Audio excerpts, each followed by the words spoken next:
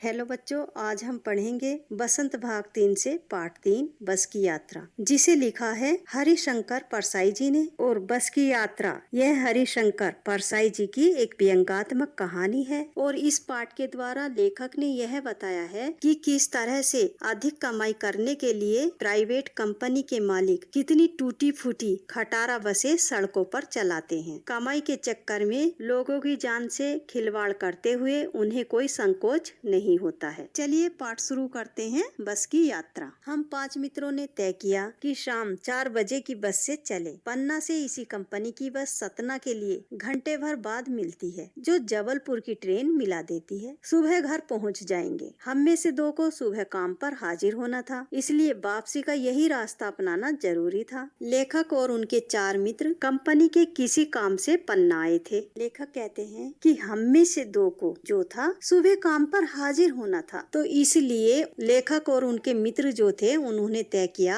कि शाम 4 बजे वाली बस जो है उससे चलते हैं। इससे जाना इसलिए जरूरी हो गया था क्योंकि किसी और बस का समय नहीं रहा था। लोगों ने सलाह दी कि समझदार आदमी इस शाम वाली बस से सफर नहीं करते। क्या रास्ते में डाकू मिलते हैं? नहीं, बस डाकिन है। लेखक कहते हैं कि शाम को जाने वाली बस जो थी वह बड़ी टूटी फूटी थी। वह कहीं भी चलते चलते बंद हो सकती थी, इसलिए लोगों ने उन्हें शाम वाली बस से न जाने की सलाह दी थी। लोगों ने सलाह इसलिए दी थी क्योंकि उन्होंने इस बस से सफर किया होगा, उन्हें पता होगा। बस को देखा तो श्रद्धा उमड़ पड़ी। खूब वयोवृद्ध थी, सदियों के अनुभव के निशान लिए हुए थी। लोग इसलिए इससे सफर नहीं करना चाहते कि वृद्धावस्था में इसे कष्ट होगा। यह बस पूजा के योग्य थी, उस पर सवार कैसे हुआ जा सकता है। जब लेखक ने बस को देखा तो लेखक के मन में श्रद्धा उमड़ पड़ी। श्रद्धा कहते हैं आदर भाव, बस के प्रति आदर भाव उत्पन्न हो गया, क्योंकि बस जो थी वह इतनी वयोवृद्ध थी, इतनी पुरानी थी, जो अपने अनुभव के निशान मतलब बहुत जगह से टूटी फूटी थी।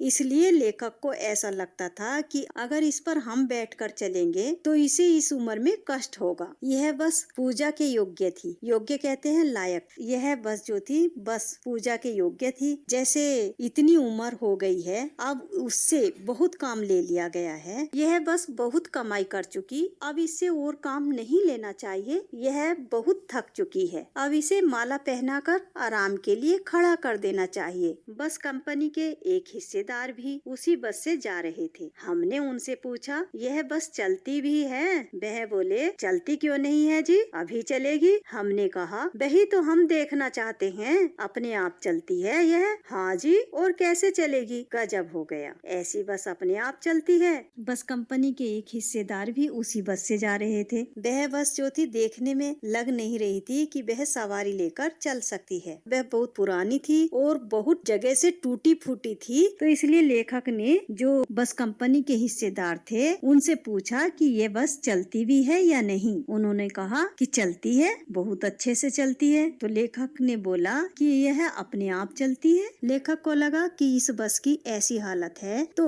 शायद इसको धक्का देकर स्टार्ट करना पड़ता होगा। फिर लेखक ने कहा कि गजब की बात है, ऐसी बस अपने आप चलती है, मतलब इतनी टूटी फूटी हालत में है ये बस और ये बस अपने आप चलती है। हम आगा पीछा करने लगे। डॉक्टर मित्र ने कहा, डरो मत, चलो, बस अनुभवी है, नई नवीली बसों से ज्यादा विश्वसनीय है, हमें बेटों की तरह प्यार से गोद में लेकर चलेगी। अब लेखक जो थे इधर उधर देखने लगे तो उनके एक डॉक्टर मित्र थे, उन्होंने उन्हें सांत्वना दी और कहा, घबराओ नहीं, इसी बस से चलते हैं और यह बस जो है नई बसों से ज्यादा अनुभवी है, यानी कि पुरानी है, इसीलिए यह हमें बेटों की तरह प्यार से गोद में लेकर चलेगी। हम बैठ गए। जो छोड़ने आए थे वे इस तरह देख रहे थे जैसे अंतिम विदा दे रहे हैं। उनकी आंखें कह रही थी, आना जाना तो लगा ही रहता है, आया है सो जाएगा, राजा रंग फकीर। आदमी को कूच करने के लिए एक निमित्त चाहिए। लेखक और उनके मित्र जो थे वो बस में बैठ गए और जो इनको छोड़ने आए थे बस में, वे ऐसे देख रहे थे, उनकी आंखों से ऐसा लग रहा था कि जैसे अंतिम विदाई दे रहे हों। उनकी आंखें कह रही थी कि आना जाना तो लगा ही रहता है, अर्थात जो इस धरती पर आया है उसे एक न एक दिन तो जाना ही है, चाहे वो राजा हो, चाहे रंक या फिर फकीर हो, उसे एक न एक दिन तो मरना ही है। कूच करने के लिए एक निमित्त चाहिए। निमित्त कहते हैं बहाना, मरने के लिए कोई तो जो बहाना चाहिए वो बहाना तुम्हारे लिए यह बस है। इंजन सचमुच स्टार्ट हो गया, ऐसा जैसे सारी बस ही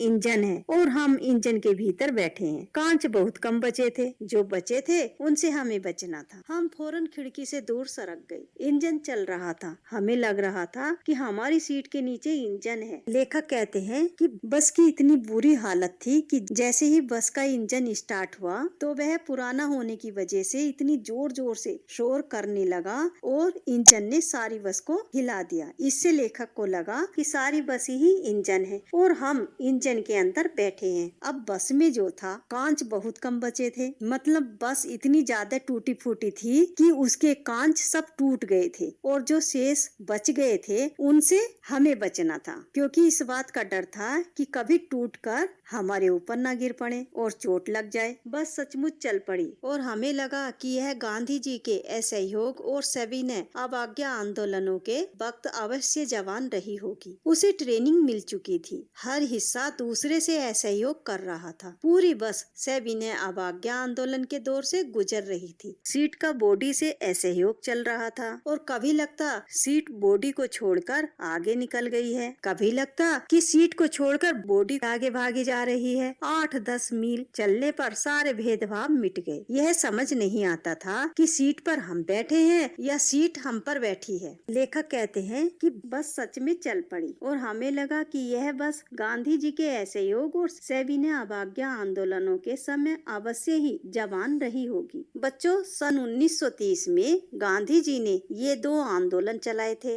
एक था असहयोग आंदोलन, जिसका अर्थ था कि अंग्रेजी सरकार के साथ सहयोग मत करो, और दूसरा था सविनय अवज्ञा आंदोलन। सविनय का अर्थ है विनय के साथ, अवज्ञा का अर्थ है कि अंग्रेजी सरकार के आदेशों का पालन मत करो। इसलिए लेखक बस को देखकर कह रहे हैं कि यह बस जो है उस समय जवान होगी, इसलिए इसे उस समय असहयोग करने की अच्छी ट्रेनिंग मिल चुकी होगी, क्योंकि बस का हर एक पुर्जा दूसरे पुर्जे के साथ असहयोग कर रहा था, यानी कि साथ नहीं दे रहा था, और इस तरह से पूरी बस में असहयोग आंदोलन छिड़ा हुआ था। एकाएक बस रुक गई। मालूम हुआ कि पेट्रोल की टंकी में छेद हो गया है। ड्राइवर ने बाल्टी में पेट्रोल निकालकर उसे बगल में रखा और नली डालकर इंजन में भेजने लगा। अब मैं उम्मीद कर रहा था कि थोड़ी देर बाद बस कंपनी के हिस्सेदार इंजन को निकालकर गोद में रख लेंगे और उसे नली से पेट्रोल पिलाएंगे, जैसे माँ बच्चे के मुंह में दूध की शीशी लगाती है। अब लेखक बताते हैं कि एकाएक बस रुक गई। एकाएक कहते हैं अचानक से। बस जो थी अचानक से रास्ते में रुक गई। खोजबीन की तो पता लगा कि पेट्रोल की टंकी में छेद हो गया है। अब जो था ड्राइवर ने पेट्रोल बाल्टी में निकाल लिया और उसमें नली डालकर इंजन में भेजने लगे। अब लेखक के मन में ऐसे भाव आ रहे थे कि थोड़ी देर में बस कंपनी के जो हिस्सेदार हैं वो इंजन को निकालकर अपनी गोद में रखेंगे और उसे नली से पेट्रोल पिलाएंगे, जैसे माँ बच्चे को बोतल से दूध पिलाती है। बस की रफ्तार अब 15-20 मील हो गई थी। मुझे उसके किसी हिस्से पर भरोसा नहीं था। ब्रेक फेल हो सकता है, स्टीयरिंग टूट सकता है। प्रकृति के दृश्य बहुत लुभावने थे। दोनों तरफ हरे भरे पेड़ थे जिन पर पक्षी बैठे थे। मैं हर पेड़ को अपना दुश्मन समझ रहा था। जो भी पेड़ आता डर लगता कि इससे बस टकराएगी। वह निकल जाता तो दूसरे पेड़ का इंतजार करता। झील दिखती तो सोचता कि इसमें बस गोता लगा जाएगी। अब लेखक को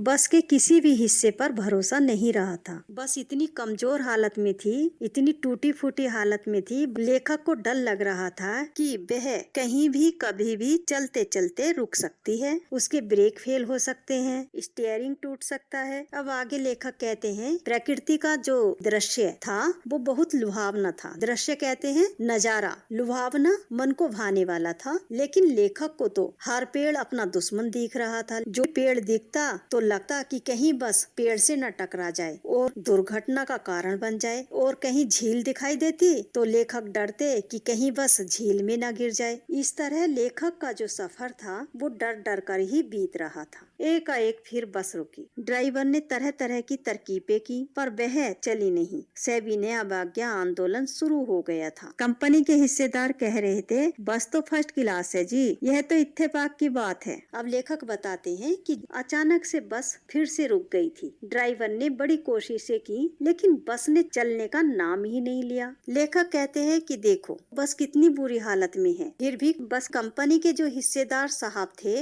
वो अभी भी बस की तारीफ कर रहे थे, कह रहे थे कि बस है तो बहुत अच्छी। ये तो इत्तेफाक कहते हैं संयोग की, ये तो संयोग की बात है कि पता नहीं क्या खराबी आ गई है, ना जाने बस क्यों रुक गई है। क्षीण चांदनी में वृक्षों की छाया के नीचे वह बस बड़ी दयनीय लग रही थी। लगता जैसे कोई वृद्धा थक कर बैठ गई हो। हमें गिलानी हो रही थी कि बेचारी पर लद कर हम चले आ रहे हैं। अगर इसका प्राणांत हो गया तो इसी बियाबान में हमें इसकी अंत्येष्टि करनी पड़ेगी। अब लेखक बताते हैं कि क्षीण चांदनी में, क्षीण कहते हैं कमजोर यानी कि हल्की, चंदे की हल्की चांदनी में वृक्षों की छाया में जो बस खड़ी हुई थी वह बस बड़ी लाचार लग रही थी। वह ऐसी लग रही थी जैसे कोई बुढ़िया थक कर बैठ गई हो, यानी कि बस जो थी उसमें अब आगे चलने का दम ही नहीं रहा था। अब लेखक को पश्चाताप हो रहा था कि कैसे हम उस बिचारी पर अपना बोझ डालकर उस पर लद कर जा रहे हैं। अगर इसका प्राणांत कहते हैं प्राणों का निकलना, अगर कहीं इसके प्राण निकल गए तो